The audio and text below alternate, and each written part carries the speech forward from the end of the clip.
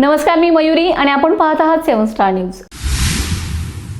मी सुशांत माडिक, वांगी जिल्हा परिषद गटातून माझी पत्नी सौ स्नेहा सुशांत माडिक या उमेदवारी करत आहेत. तर काल जो साडी वाटपाचा प्रकार आमच्या कानावरती आला, आम्ही त्याची माहिती घेत असताना आमच्या निदर्शनास आलं की त्या गोष्टीमध्ये कोणतंही तथ्य नाही आणि आमचा त्याच्याशी कसलाही संबंध नाही.